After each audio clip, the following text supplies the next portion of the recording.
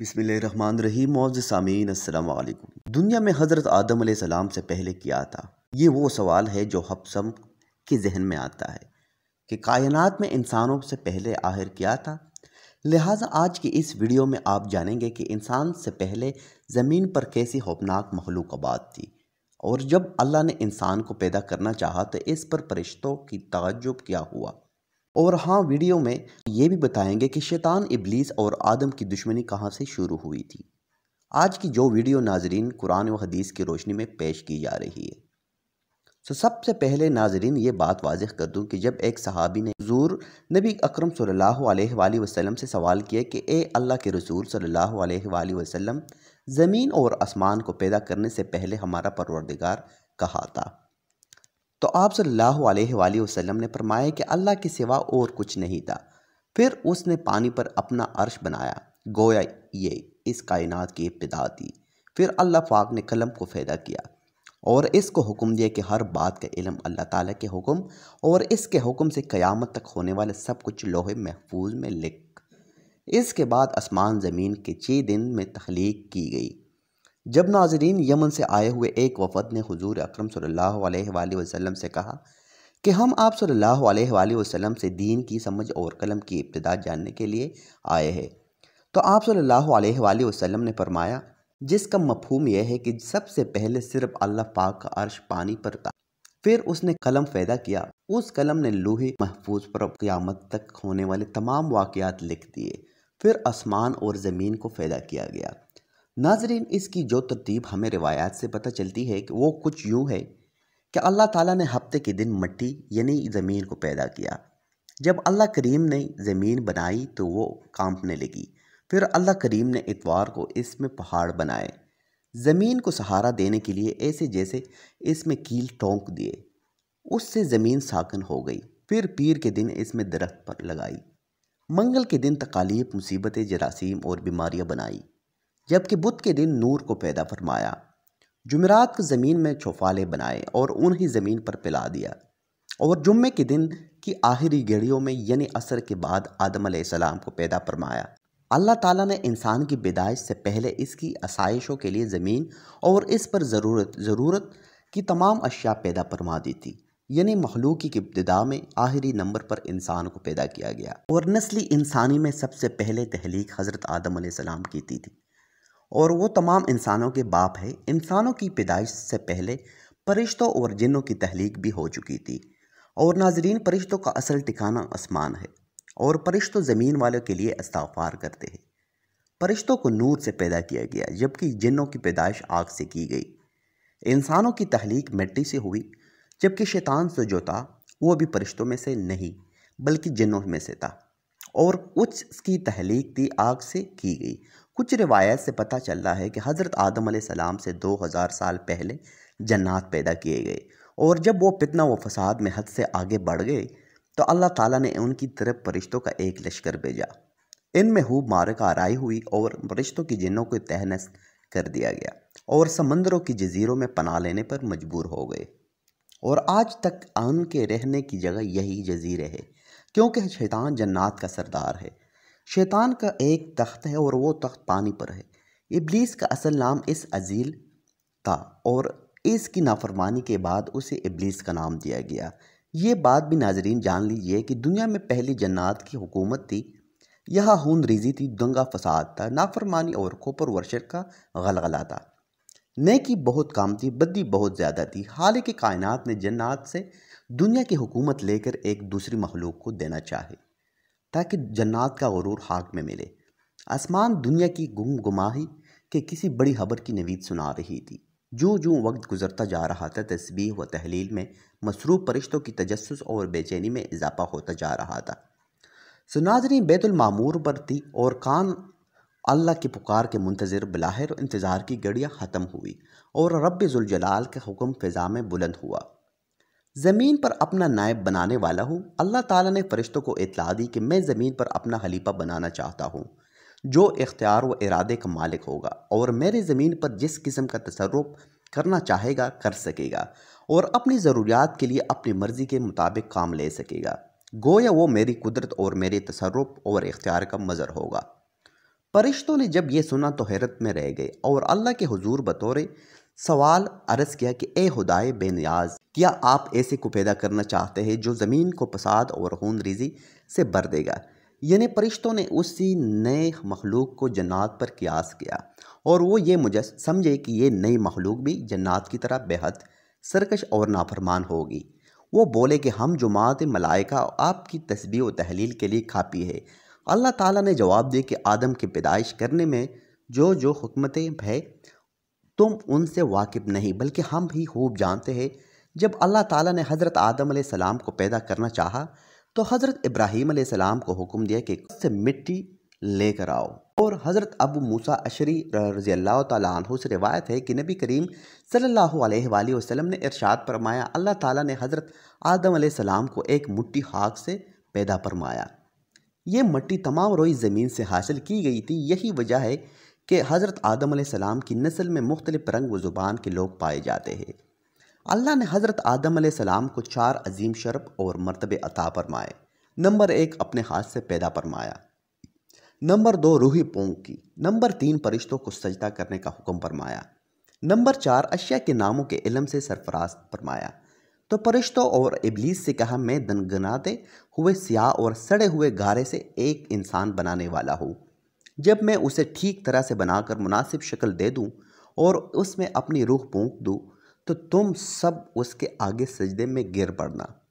अल्लाह ने पूरी ज़मीन से एक मुट्ठी मट्टी ले। यही वजह है कि आदम अलैहिस्सलाम की औलाद में कोई गोरा है, कोई काला है, कोई सावला है, कोई नरम है, कोई सख्त, कोई नफाक है और कोई फाक। फिर अल्लाह ताला ने उस मिट्टी के हलासे से गारा तैयार किया।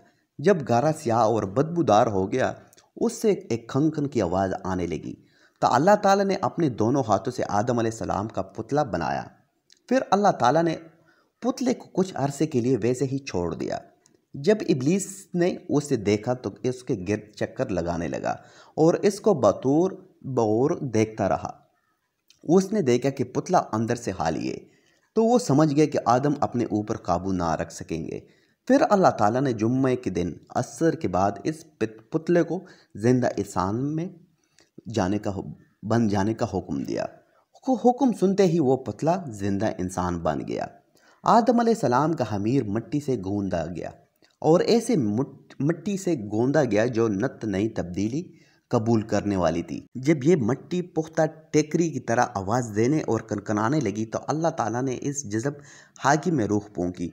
अभी रूह नाक की नतनों की दाखिल होकर दिमाग तक पहुँचे ही नहीं थी कि आदम अलैहिस्सलाम को चींक आई। उसी वक्त आदम अलैहिस्सलाम को अल्लाह पाक की तरफ से इल्हाम हुआ कि इस चींक के जवाब में अल्हम्दुलिल्लाह कह दो। आदम अलैहिस्सलाम ने चींक लेते ही अल्हम्दुलिल्लाह कहा, जिसके जवाब में अर्श यरहकुमुल्लाह यानी अल्लाह तुझ पर रहम करेगा जो अब आया। फिर अल्लाह ताला ने उनसे फरमाया, जाओ इन फरिश्तों को सलाम करो और सुनो वो क्या कहते हैं। जो कुछ वो कहे वही तुम्हारा और तुम्हारी ज़रियत का सलाम होगा। आदम अलैहिस्सलाम इनके पास गए और उनसे कहा कि अस्सलामु अलैकुम। फरिश्तों ने जवाब दिया, वालेकुम अस्सलाम व रहमतुल्लाहि व बरकातुहू। फिर रफ्ता रूह हज़रत आदम अलैहिस्सलाम के तमाम जिस्म खाकी में सलाहियत के गई। यूँ वो मिट्टी का पुतला एक गोश्त पोस्ट हड्डी पट्टी का जिंदा इंसान बन गया और वो इरादे, शऊर, हंसे, अक़ल और वजदानी जज्बात व कैफियत का हामिल नज़र आने लगा। फिर अल्लाह ताला ने आदम को सारे नाम सिखा दिए। फिर अल्लाह पाक ने फरमाया कि ए मलाइका इन चीज़ों के नाम बताओ। फरिश्तों को भी खबर तक नहीं थी कि इन चीज़ों को क्या क्या नाम है। कायनात की तमाम अशियाए फरिश्तों के सामने पेश है और इनके नाम इन मासूमों से दरियाफ्त हो रहे हैं। ये क्यों? ये सिर्फ आदम अलैहिस्सलाम का एजाज़ बढ़ाने के लिए। लिहाजा इस अजीम सवाल पर सारे फरिश्ते आजिज़ हुए और सब ने इनकिसारी से अर्ज़ किया, एक पाक परवरदिगार तेरी ज़ात खूब वाकिफ़ है कि हम इन चीज़ों के नाम नहीं जानते, तो बस वही इल्म है जो तूने हमें अता कर रखा है। यानी ज़िक्र खुदा और तस्बीह इलाही व फिल हकीकत तो ही क्या तो चूँकि अल्लाह ताला ने वजूद आदम अलैहिस्सलाम के चराग में रूहानियत का रोगन डालकर इसरार इलाही की कंदीली रोशन फरमाना चाहता था, इसलिए आदम अलैहिस्सलाम को खुलाई से मौजज़ात बनाकर फरिश्तों के सामने पेश किया और फरमाया कि आदम के सामने सजदे में गिर जाओ। फरिश्ते अब तक रब के लिए सजदे करते चले आ रहे थे, मगर आज का सजदा जुदागाना नौइयत का था। गोया कि था या ये भी हुक्म इलाही के सामने, और उस वक्त हज़रत आदम अलैहिस्सलाम और इलाही तजल्लुली का के तौर पर जलवा गिर थे। इनके सामने किए जाने वाला सजदा भी दर हकीकत रब ही सजदा था, क्योंकि इसका हुक्म जो था, मगर अब ये सजदा बुआसा आदम अलैहिस्सलाम था। ये एक ऐसा सजदा था जिसने करोड़ों के सजदे मकबूल बना दिए और इब्लीस के करोड़ों सजदे मरदूद करा दिए। लिहाजा हुक्म खुदावंदी मिलते ही तमाम फरिश्ते सजदे में गिर गए, मगर इब्लीस ने सजदा करने से इनकार कर दिया। ये बात काबिल ज़िक्र है कि इंसानों में भी नाफरमानी और जुल्म का मादा है, लेकिन याद रहे कि वो जन्नात के मुकाबले में कम है। यूँ समझना चाहिए कि इंसान एक ऐसी मखलूक है जो फरिश्तों और जन्नात के बीच के मुअत्तदल मखलूक है। जो हज़रत आदम अलैहिस्सलाम की तहलीक और फरिश्तों के कलाम के बारे में कुरान करीम में इरशाद है कि ए पैगम्बर, इस वक्त का तसव्वुर करो जब आपके रब ने फरिश्तों से कहा कि मैंने ज़मीन में एक खलीफा बनाने वाला हूँ, तो वो कहने लगे कि क्या तुम इसमें ऐसे शख्स को खलीफा बनाएगा जो इसमें फसाद मचाएगा और एक दूसरे का खून बहाएगा, जब हम तेरी हमद व सना के साथ तस्बीह व तकदीस भी कर रहे। अल्लाह ताला ने उन्हें जवाब दिया कि जो कुछ मैं जानता हूँ वो तुम नहीं जानते। इसके बाद अल्लाह ताला ने आदम अलैहिस्सलाम को तमाम अशिया के अस्मा नामों से पाक खास समझा दिया और सिखा दिए। फिर इन अशिया को फरिश्तों के रूबरू पेश करके उनसे कहा कि अगर तुम अपनी बात में सच्चे हो तो मुझे इन अशिया के नाम बता दो।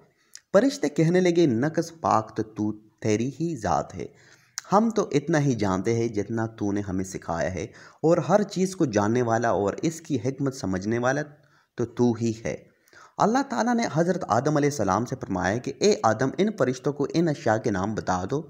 तो जब आदम अलैहिस्सलाम ने फरिश्तों को इन चीज़ों के नाम बता दिए तो अल्लाह ताला ने फरिश्तों से कहा, क्या मैंने तुम्हें ये ना ही कहा था कि मैं ही आसमानों और ज़मीन की पोशीदा बातें जानता हूँ और इनकी बातों को भी जानता हूँ जो तुम जाहिर करते हो और इनको भी जो तुम छुपाते हो। और वो वक्त भी याद करो जब हमने फरिश्तों से कहा कि आदम को सजदा करो, तो सिवाय इब्लीस के सब फरिश्तों ने उसे सजदा किया। इब्लीस ने इस हुक्म इलाही को तस्लीम ना किया और गवर्न हो में आ गया और काफिरों में शामिल हो गया। फिर हमने आदम से कहा कि तुम और तुम्हारी बीवी दोनों जन्नत में आबाद हो जाओ, और जालिमों में शुमार हो गए। आखिरकार शैतान उसी दरख्त की तरगीब देकर आदम व हवा दोनों को वरगला दिया, और जिस हालत में थे वो थे उन्हें वहाँ से निकलवा कर ही दम लिया। तब हमने कहा कि सब यहाँ से निकल जाओ, क्योंकि तुम एक दूसरे के दुश्मन हो और अब तुम्हारे एक मुअय्यना वक्त तक ज़मीन में रहना और गुजर बसर करना है। फिर आदम अलैहिस्सलाम ने अपने रब से चंद कलमात सीख कर तौबा की। अल्लाह ताला ने उनकी तौबा कबूल कर ली। सो हज़रत आदम अलैहिस्सलाम ने अपनी दुआ में ये कलमात अर्ज़ किए कि ए हमारे रब, हमने अपनी जानों पर ज़्यादती और अगर तूने हमारी माग़फ़िरत ना फरमाई और हम पर रहम ना फरमाए तो ज़रूर हम नुकसान वालों में से हो जाएंगे। और अल्लाह के साथ साथ हज़रत उमर फ़ारूक रज़ी अल्लाह ताला अन्हु से मरवी है, नबी अकरम सल्लल्लाहु अलैहि वसल्लम ने इरशाद फरमाया, जब हज़रत आदम अलैहिस्सलाम से इज्तिहादी ख़ता हुई तो अरसा तक हैरान व परेशान रहने के बाद उन्होंने बारगाह इलाही में अर्ज़ की कि ए मेरे रब, मुझे मोहम्मद सल्लल्लाहु अलैहि वसल्लम के सदक़े में माफ़ फरमा दे। अल्लाह ताला ने फरमाया कि ए आदम, तुमने मोहम्मद सल्लल्लाहु अलैहि वसल्लम को कैसे पहचाना, हालांकि अभी तो मैंने उससे पैदा भी नहीं किया। सो हज़रत आदम अलैहिस्सलाम ने अर्ज़ की कि ए अल्लाह पाक, जब तूने पैदा करके मेरे अंदर रूह डाली और मैंने अपने सर को उठाया तो मैंने अर्श के बायों पर ला इलाहा इल्लल्लाह मुहम्मद रसूलुल्लाह लिखा देखा, तो मैंने जान लिया तूने अपने नाम के साथ उसका नाम मिलाया है जो तुझे तमाम मखलूक में सबसे ज़्यादा महबूब है। अल्लाह ताला ने फरमाया कि ए आदम, तूने सच कहा, बेशक वो तमाम मखलूक में मेरी बारगाह में सबसे ज़्यादा महबूब है। तुम इसके वसीले से मुझसे दुआ करो, मैं तुम्हें माफ़ कर दूंगा, और अगर मोहम्मद सल्लल्लाहु अलैहि वसल्लम ना होते तो मैं तुम्हें पैदा ना करता। और फिर एक शफीक उस्ताद की मानंद बड़ी मोहब्बत से हज़रत आदम अलैहिस्सलाम को समझाया कि तुम्हारा घर फ़िलहाल यही है, यही तुम्हारा आर्जी क़याम है, मुझे याद रखना। और जब जब मेरी जानिब से मेरे रसूल तुम्हारे पास हिदायत लेकर आए तो उनकी इत्तबा करना। तुम ऐसा करोगे जो ना तुम्हें कोई गम होगा और ना कोई मलाल, तुम वापस अपने असली घर और मकाम यानी जन्नत को हासिल कर लोगे। इस किस्से पर नाजरीन अगर गौर करें तो बहुत सी अलजन है सुनते ही चली जाती है। ये हज़रत इंसान जो इस बात पर कादिर है कि अल्लाह ताला की ज़मीन पर कुछ तहून का बाज़ार गर्म कर दे, भूख और बीमारी की सौदे करेगी, हैवानियत पर आए तो इस हद तक कि अपनी बेटी को बाज़ार में बेच आए। इसी इंसान से दुनिया में हलाफत का काम किस तरह लिया जाएगा? अपने इर्द गिर्द नज़र डाले तो फरिश्तों की झिझक बिलावजह मालूम नहीं होती, मगर अल्लाह की हिकमत दो चीज़ों से आया होती है। पहले हिकमत उसे सजदे में पोशीदा है जो फरिश्तों से करवाया गया। एक तरफ से उसके हाकी पुतले के अंदर छुपी नूरानी रूह की तकद्दुस की तरफ निशानदही की जाती है, तो दूसरा ये बताया जाता है कि जहाँ इसके अंदर शिरकी पैरवी करने और फसाद की कुव्वत है, वही इस इंसान में मलामत नहीं रही। मोहब्बत, रहमत और इसारी का जज्बा भी मौजूद है। फरिश्ते और इनसे जुड़ी हिदायत और पाक अमाल करने की कुव्वतें और इसी तरह इब्लीस से जुड़ी शैतानी अमल करने की कुव्वतें दोनों इंसान की ताबा कर दी गई है और से ये बताया गया है कि ये दो रास्ते और तुम बीच में खड़े हो। अब इन दोनों में से जो रास्ता चाहो अपना लो, तुम्हारे अमाल तुम्हारा फैसला करेंगे। इब्लीस के रास्ते में चले तो मालूम हो जाओगे और मेरे रास्ते पर चले तो फिर उस सजदे का हक अदा करके अशरफुल मखलूक़ात बन पाओगे। और फिर इस बनी नूह इंसान को नाम देने की ताकत दी गई, यानी इल्म अता हुआ, और वो भी एक ऐसा इल्म जो इंसान को बाकी तमाम मखलूक़ात से मुमताज़ करता है, जिसके ज़रिए इंसान अपनी तहकीक, तख्लीम और तजुर्बा नस्ल दर नस्ल आगे बढ़ाता है। ये भी वाज़ेह है कि अल्लाह रब्बुल इज़्ज़त को मालूम था कि हमारे जद अमजद इस दरख्त का फल ज़रूर खाएंगे, चूँकि बारगाह रब में ये ऐलान तो पहले ही हो चुका था कि मैं ज़मीन में अपना नायब बनाना जा रहा हूँ।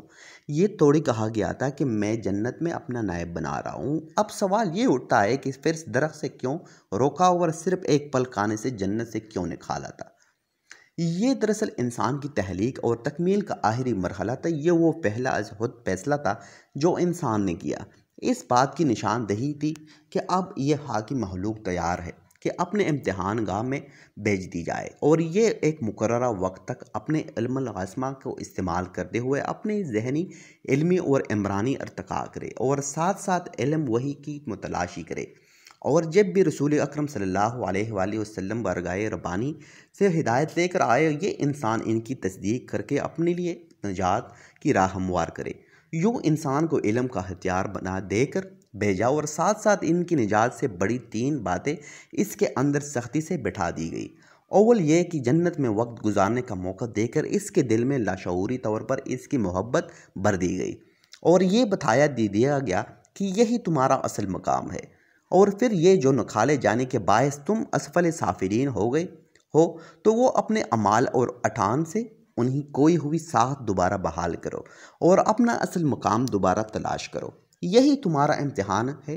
फिर शैतान की वजह से इस मकाम का चिन्ह इसके अंदर इसके बिठाया गया कि शैतान मेरा खुला दुश्मन है जिसकी चाल से मुझे हर दम होशियार रहना पड़ेगा। और आखिर में ये भी सिखाया गया है कि ये सफ़र यकीनन बहुत लंबा और मुश्किल होगा, तकलीफ भी मिलेगी, मुश्किलात भी आएंगी, बशरी कमज़ोरी के बायस गुनाह भी सरजद होंगे। ऐसे में क्या करना है? ऐसे में सारा गरूर तकब्बुर एक तरफ रखकर सदके के दिल से अल्लाह से माफ़ी मांगनी चाहिए और जो करना है अल्लाह हम सबको इन नसीहतों पर अमल करने की तौफीक दे। आमीन या रब्बल आलमीन। नाज़रीन, ये थी आज की हमारी वीडियो पसंद आने की सूरत में इसे लाइक करें, इस चैनल को सब्सक्राइब करें ताकि आने वाली हर इस्लामी मालूमाती नई वीडियो की नोटिफिकेशन मिलती रहे आपको। इंशाल्लाह आपसे मुलाकात होती है अगली वीडियो में। तब तक के लिए रखेगा अपना और अपने प्यारों